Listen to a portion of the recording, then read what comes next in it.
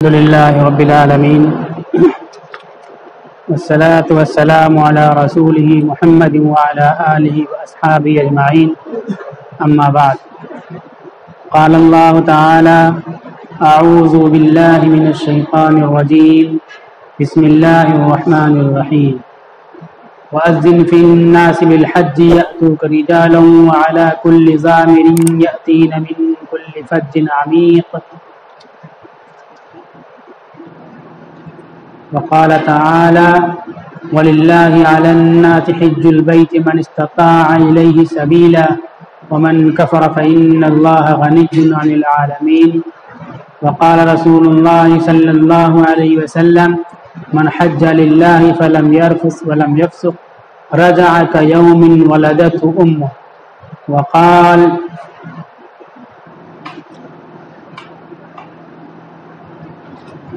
من ملك زادا وراحلة تبلغه إلى بيت الله ولم يحج فلا عليه أن يموت يهوديا أو نصرانيا صدق الله العظيم وصدق رسوله النبي الكريم اما بعد ایک مرتبہ درود شریف پڑھ لیں اللہم صلی علی محمد النبی الأمی وعلی آلہ وسلم تسلیما۔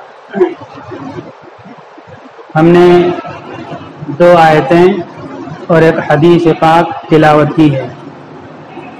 پہلی آیت اس وقت کے بارے میں ہے کہ جب ابراہیم علیہ السلام نے کعبۃ اللہ کو تعمیر کیا اور بنا دیا تو اللہ تعالیٰ نے ابراہیم علیہ السلام کو حکم فرمایا کہ تم لوگوں میں حج کا اعلان کرو کہ لوگ حج کرنے کے لیے آئیں،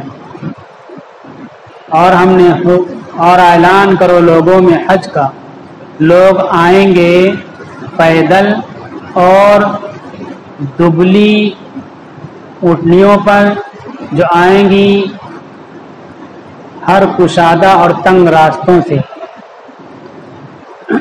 یہ اعلان اللہ تعالیٰ نے کہا کہ کرو۔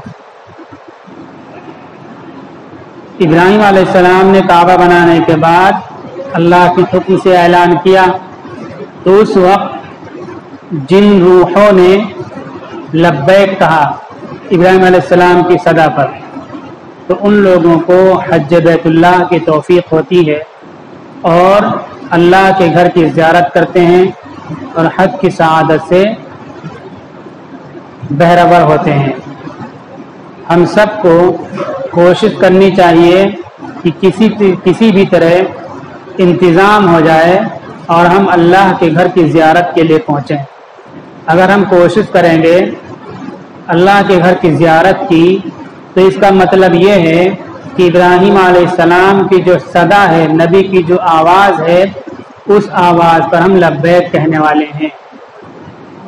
ابراہیم علیہ السلام نے اس وقت آواز لگائی، اللہ تعالیٰ نے قرآن میں بیان کیا اور سلسلہ بسلسلہ انسانوں کے ذریعے سے ابراہیم علیہ السلام کی آواز ہم سن رہے ہیں۔ اس آیت میں کہا گیا کہ وہ آئیں گے پیدل اور ہر دبلی اونٹنیوں پر۔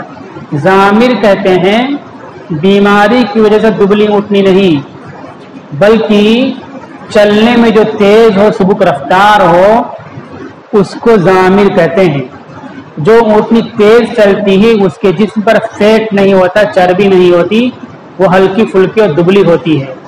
تو یہ کہا گیا کہ ایسی اونٹنیوں پر لوگ آئیں گے، ہر کشادہ ہر تنگ راستے سے آئیں گے، یعنی دور دراز سے آئیں گے، جہاں سے انسان سوچ نہیں سکتا کہ کہاں کہاں سے لوگ آ جائیں گے، وہاں سے لوگ حج بیت اللہ کے لیے پہنچیں گے۔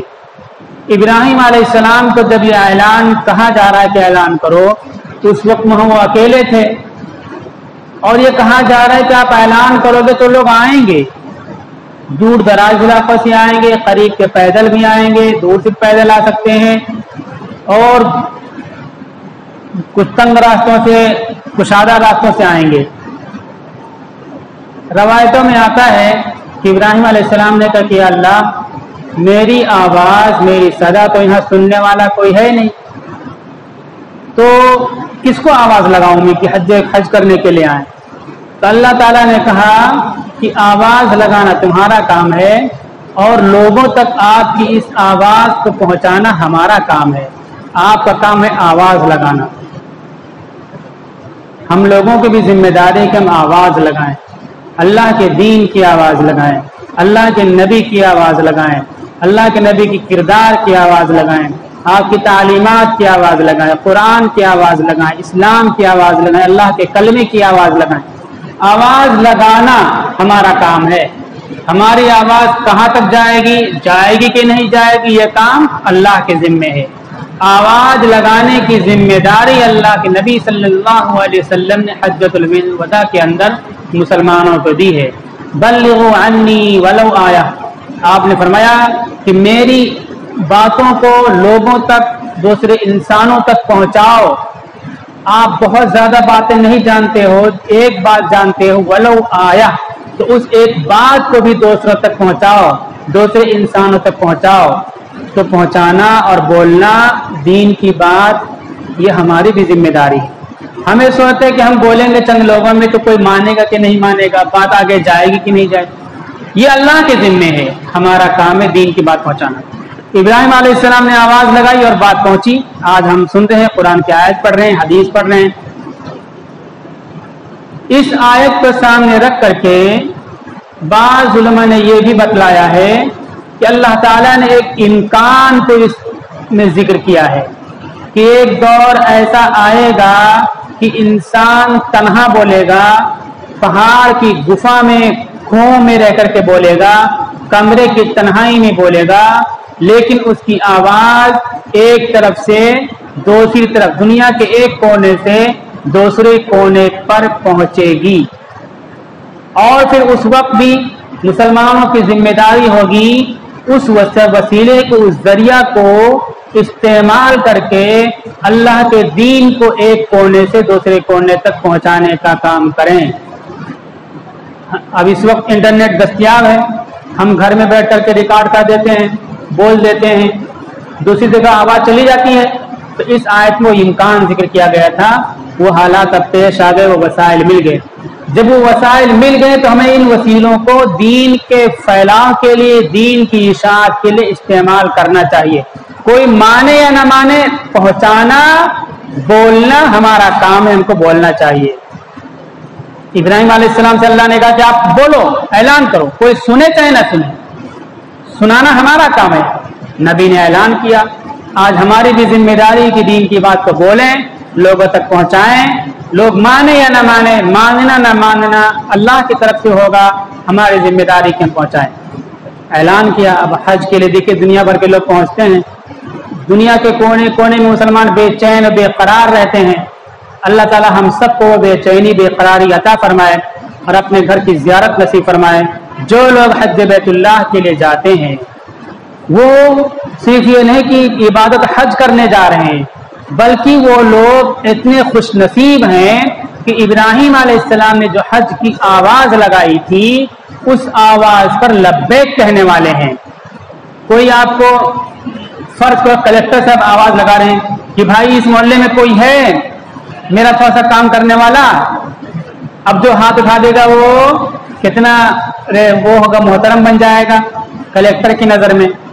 اسی طرح سے جو حج بیت اللہ کی تیاری کرتا ہے وہ ایک عبادت کی تو تیاری کرتا ہی ہے, ساتھ ہی میں نبی کی آواز پر لبیک کہنے والا ہوتا ہے. کتنا خوش نصیب ہو انسان جو حج بیت اللہ کی تیاری کرتا ہے, اللہ کے گھر کی زیارت کے لیے جاتا ہے, نبی کی آواز پر لبیک کہنے والا ہوا. اللہ تعالیٰ نے دوسری جگہ حج کی فرضیت کے بارے میں کیا فرمایا, وَلِلَّهِ عَلَى النَّاسِ حِجُّ الْبَيْتِ مَنِ اسْتَطَاعَ إِلَيْهِ سَبِيلًا, اور اللہ کے لیے لوگوں پر کعبہ کا حج کرنا فرض ہے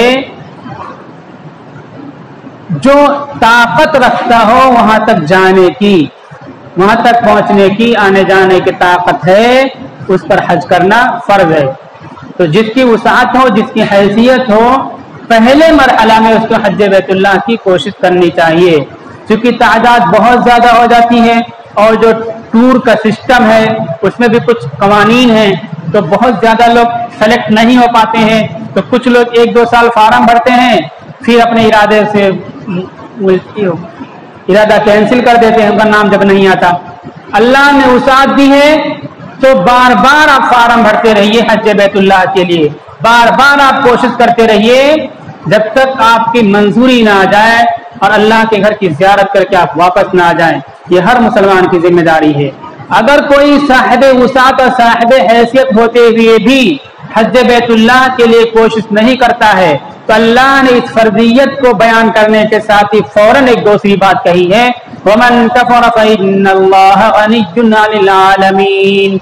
और जो कोई कुफ्र करेगा, इनकार करेगा, अल्लाह ने हज को फर्ज किया वसाअत के बावजूद हज की कोशिश नहीं करता है और उसके लिए फार्म नहीं भरता है और उसके लिए तकद्दुम नहीं करता है, बेफिक्र है वो, तो वमन कफरा, जो इनकार करता, जो कुफ्र करता है, यानी हज के बारे में जोड़ करके उसके सीक्वेंस में बात कही गई, यानी कुफ्र की ऐसी मिसाल हो गई। अगर हज की वसाअत है और हज की कोशिश नहीं किया आपने तो कुफ्र और काफिरों जैसी मिसाल हो गई। अल्लाह ताला कहते हैं कि वसाअत के बावजूद कोई हज बैतुल्लाह के लिए कोशिश ना करे और हज ना करे तो फइन्नल्लाह गनिय्युन अनिल आलमीन, तो अल्लाह ताला पूरे जहान से बेनियाज है। कोई हज के लिए फार्म भरेगा, हज करने आएगा तो उसका फायदा है, अगर नहीं आता है वसाअत के बावजूद तो अल्लाह मखलूक का मुहताज नहीं है। पूरी कायनात में सब मुंह फेर लें, पूरी कायनात दूसरे रुख पे चली जाए, फिर भी अल्लाह बेनियाज है, अल्लाह का कोई नुकसान नहीं है। ये वाइद है कि वसाअत के बावजूद हज बैतुल्लाह की हम कोशिश ना करें तो ये वमन कफरा, कुफ्र का लफ्ज इस्तेमाल फरमाया, बहुत सख्त वाइद हो गई। इसी से हर मुसलमान को बहुत ही सतर्क हो जाना चाहिए कि कहीं ऐसा ना कि हमारी वसाअत है लेकिन हम प्रॉपर्टी बनाने में लगे हुए हैं, एक के बाद एक मंसूबा बनाए जा रहे हैं, कारोबार का, रोजगार का, अच्छी बात है, लेकिन हज बैतुल्लाह को मुलतवी करके प्रोग्राम कर रहे हैं तो कहीं वमन कफरा के जेल में हम ना आ जाएं। इसलिए जब वसाअत हो तो हमको फौरन कोशिश करनी चाहिए। अल्लाह ताला हमको अपने घर की ज़ियारत नसीब फरमाए। रसूलुल्लाह सल्लल्लाहु अलैहि वसल्लम ने हज बैतुल्लाह की फजीलत बयान फरमाई, मन हज्ज लिल्लाहि फलम यरफुस वलम यफसुक रजअ कयौमिन वलदतहु उम्मुह। जिसने अल्लाह के घर का हज किया, जिसने हज किया और वहां उसने बेहयाई का काम नहीं किया, वलम यफसुक, और कोई गुनाह का काम नहीं किया, तो वो इस तरह से लौटता है जैसे कि जिस दिन उसकी माँ ने उसको जन्म दिया था तो बिल्कुल बेगुनाह था। जब बच्चा पैदा होता है तो अपराधी, मुजरिम, बड़े से बड़े मुआनिद और दुश्मन भी उस बच्चे को किसी भी गलती से मंसूब नहीं कर सकते कि ये बच्चा बहुत बदमाश है या ये बच्चा खताकार है या बच्चा गलती करने वाला। अदना से अदना गलती की निस्बत बच्चे की तरफ नहीं की जा सकती है। अल्लाह के रसूल सल्लल्लाहु अलैहि वसल्लम इरशाद फरमाते हैं कि जब इंसान हज बैतुल्लाह कर लेता है और हज बैतुल्लाह के आदात की पूरी रियायत करता है और पूरी रियायत के साथ हज से जब वापस आता है तो गुनाहों से ऐसा पाक व साफ हो जाता है जिस तरह से माँ के पेट से पैदा हुआ था और उसके दामन पर उसके नाम आमाल में कोई गुनाह नहीं लिखा हुआ था। हज बैतुल्लाह से वापस होने के बाद उसके नाम आमाल से सारे गुनाह मिटा दिए जाते हैं, बिल्कुल धुला धुलाया साफ सुथरा इंसान हो जाता है। कितनी बड़ी सआदत की बात है। इंसान गुनाह करे उसके लिए तौबा जरूरी है और तौबा कबूल हुई कि नहीं कबूल हुई कोई गारंटी नहीं है, लेकिन अगर अल्लाह ताला ने हज बैतुल्लाह की तौफीक हमको अता फरमाई और हज की सआदत मिल गई तो अल्लाह के नबी सल्लल्लाहु अलैहि वसल्लम की तरफ से सर्टिफिकेट दिया जा रहा है, एक डिग्री दी जा रही है कि यह हज करके आया है, अब ये गुनाहों से पाक हो चुका है, इसके गुनाह धुल चुके हैं, इसके नाम आमाल से गुनाह मिटाए जा चुके हैं। कितनी बड़ी बात हो गई। इसलिए हम लोगों को कोशिश करनी चाहिए, हम सबको कोशिश करनी चाहिए कि किसी तरह अल्लाह के घर की ज़ियारत हो जाए और काबतुल्लाह हज बैतुल्लाह की सआदत से हम बहरमंद हो जाए। गुनाहों के माफी के सिलसिले में एक बात और याद रखें कि जो हुकूकुल्लाह हैं वो गुनाह माफ हो जाएंगे। हुकूकुल इबाद, मतलब किसी के हमने जमीन गसब कर ली है, किसी का माल गसब कर लिया है, किसी की इज्जत आबरू पे हाथ डाला है, किसी को कुछ नुकसान पहुंचाया है, कि हुकूकुल्लाह है। अगर ये हुकूकुल्लाह हमने माफ नहीं कराए तो ये हज से भी नहीं माफ होते। बंदों के हुकूक बंदों से माफ कराना जरूरी है।